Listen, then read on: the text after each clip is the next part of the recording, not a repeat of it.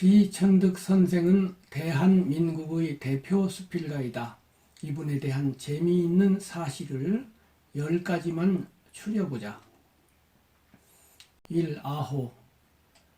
선생의 아호는 금아이다. 검은고 금, 아이 아. 검은고는 음악이고 아이는 순수함이다. 아호를 꼭 닮은 듯이 피 선생은 클래식 음악, 특히 쇼팽의 피아노 곡을 좋아했고, 글에는 음악적 운율이 있으며 성정은 아이처럼 순수했고, 세상에서 가장 유명한 동화인 어린 왕자와 어른을 위한 동시인 라빈드라나드 타고르의 시집 초승달을 사랑했다. 선생과 고등학교 때 문예반에서 함께 활동했던 유명한 수필가 윤오영 선생의 아호는 치옹인데, 치는 어리석을 치, 옹은 늙은이 옹이다. 아호처럼 치옹 선생은 한문 단어가 많은 수필을 썼고, 금아 선생은 수필에서 우리말을 주로 많이 썼다. 피 선생이 좋아하는 한시 중에 동천년로 항장곡하고 매 일생한 불매향이라는 구절이 있다. 오동나무는 천년을 늙어도 언제나 음악을 품고 매화는 일생 동안 추워도 향기를 팔지 않는다는 뜻인데, 이 시구에는 내적으로 음악적 향취 내지 인격을 품고자 하는 선생의 정신이 담겨 있다고 볼 수 있다. 2. 도산 안창호. 피천득 선생은 상해 호강대학을 다닐 때 도산 안창호 선생을 존경하는 스승으로 모시며 그분의 강의를 직접 챙겨 듣곤 했다. 개인적인 교분도 있었다. 자신의 몸이 아플 때 도산 선생이 업어서 병원에 입원시켜준 적이 있을 정도로 가깝게 지냈다. 피 선생은 도산의 장례식에 가긴 했지만 일본 경찰이 무서워서 안으로 들어가지 못한 것을 두고두고 부끄러워했다. 3. 춘원 이광수. 선생은 춘원 이광수와 개인적인 인연이 깊었다. 이광수는 선생으로부터 어머니 이야기를 듣고 선생에게 금아라는 아호를 지어주었고, 문학적 재능을 아껴 상해로 유학할 것을 권했으며 선생과 함께 3년 동안 하숙을 한 일이 있다. 춘원이 일제의 마지막 기간을 견디지 못하고 일제에 협력한 사실에 대해 피 선생은 못내 아쉬워했다. 4. 사랑방 손님과 어머니.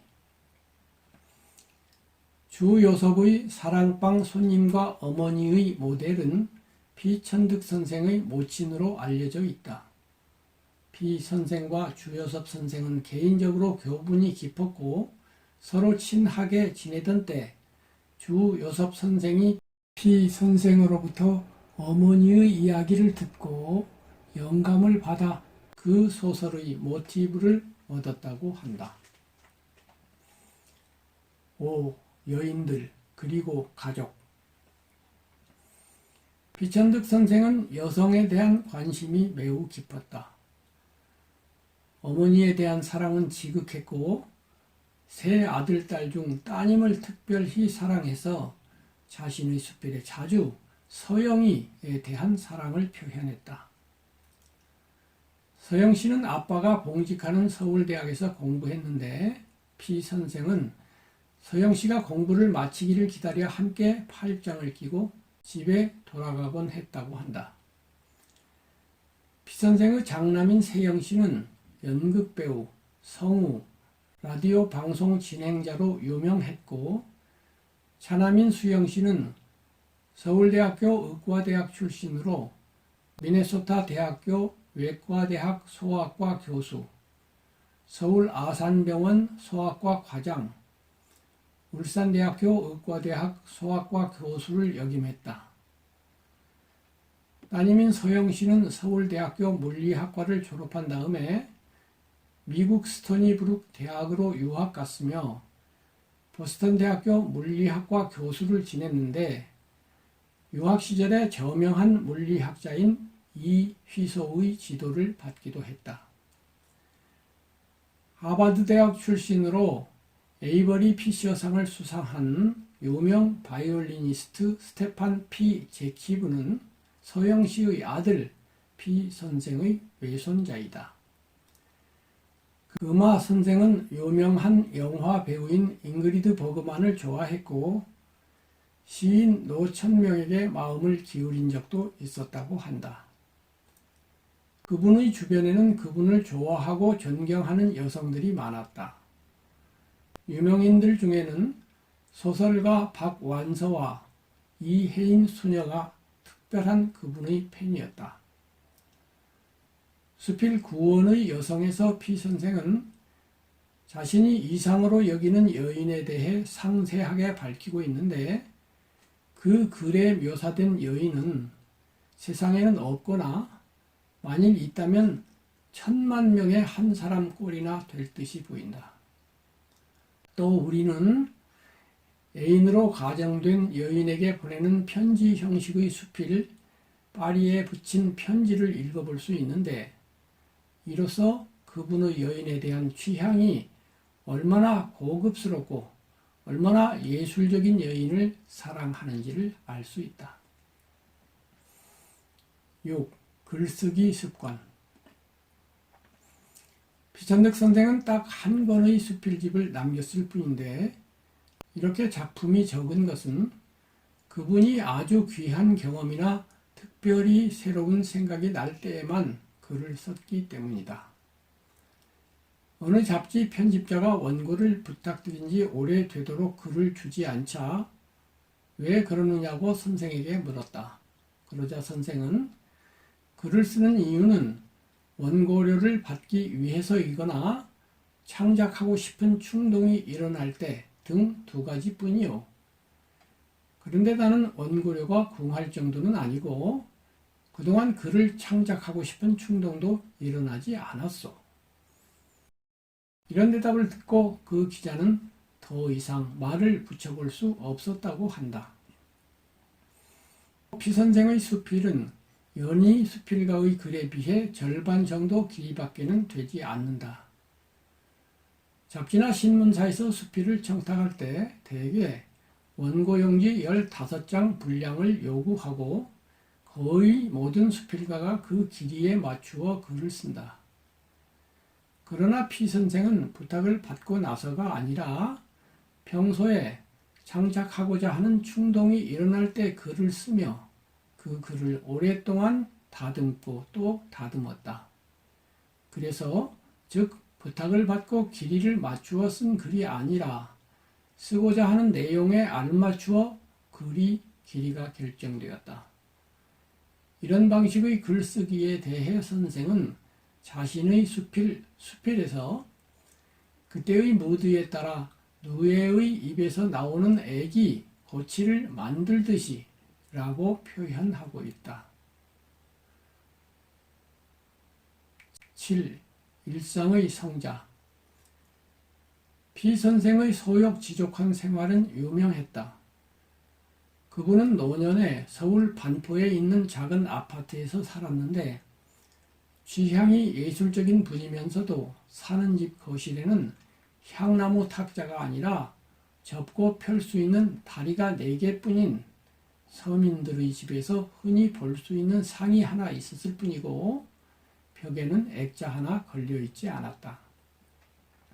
제자 이 기로는 영원한 스승 피천득 선생님이라는 글에서 언론에서는 선생님의 작품에 초점을 맞추고 있지만 제자들은 장식품 하나 없는 작은 아파트에서 책과 더불어 지내셨던 소탈한 인품을 더 그리워한다고 선생을 회상했다. 그러면서도 작은 호사를 할 줄은 알았다. 일부러 호텔에서 차를 마시고 이발을 했으며 후배나 지인을 위해서는 좋은 음식점에서 훌륭한 음식을 사주곤 했다. 한 출판사가 그분에게 인쇄 10만 부를 미리 보장해 주겠노라며 1조각 출판사에서 내고 있는 책들을 자신이 내도록 해달라고 하자 피 선생은 내 책을 아무도 안 내주던 시절에 그 출판사가 내 책을 내주었소. 그런데 내가 어떻게 그럴 수 있겠소? 라며 거절했다. 한국 수필문학 대상을 받았을 때에는 상만 받고 상금은 돌려주었다. 후배들이 자신의 책에 대해 한마디 글을 써줄 것을 부탁하면 점잖게 거절했고 주례를 맡아 주십사고 청해도 여간해서는 응하지 않았다.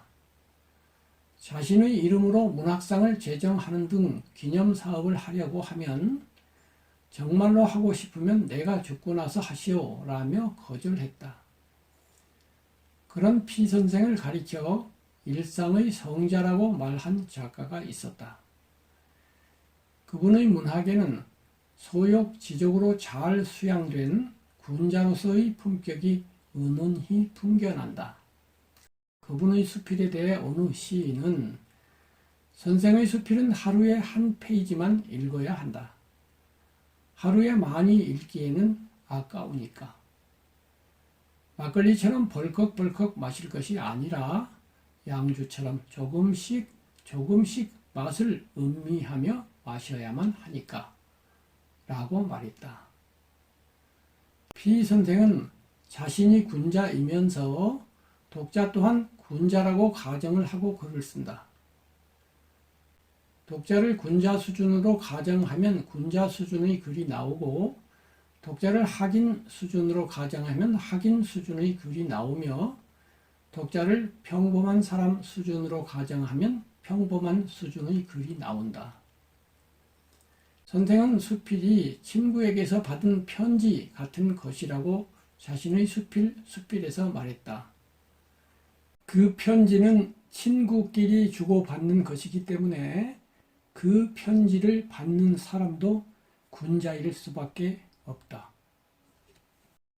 선생의 수필이 높은 격조를 유지하고 있는 것은 군자 이하의 사람들, 즉 보다 많은 사람들에게 인기를 얻고자 하는 마음을 버렸기 때문이다. 이렇게 당장의 인기를 버림으로써 당장에는 적은 수의 독자밖에는 확보하지 못하게 되겠지만은 시간이 흐를수록 그런 글은 가치를 드러낸다. 비선생보다 더 많이 읽힌 비선생과 동시대의 수필가 또는 에세이스트들이 있었다. 안병욱, 김형석, 법정 등이 그들이다.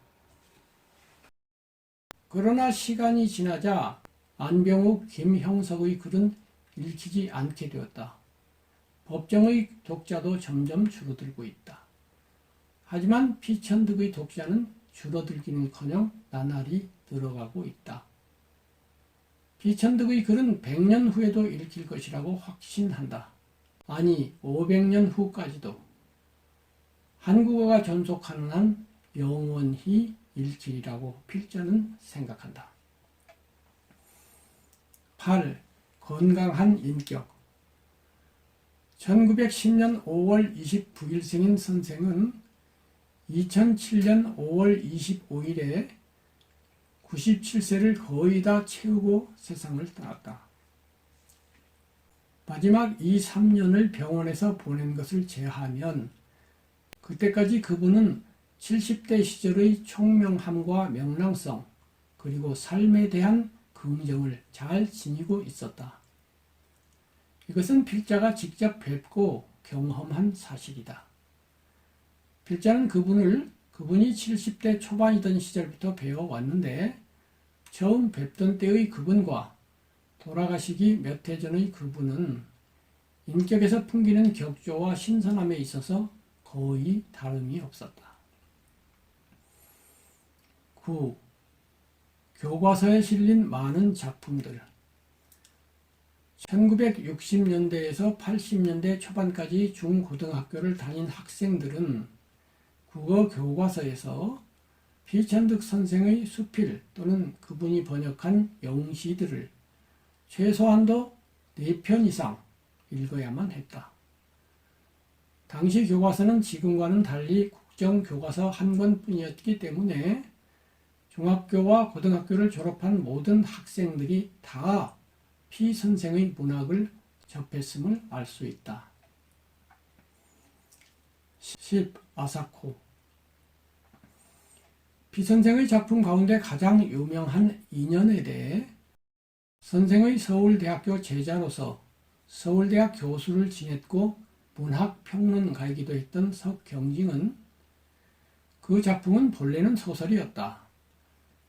그런데 출판사가 그 작품을 수필집인 금화문선에 넣음으로써 수필로 알려지게 되었다 라고 말했다.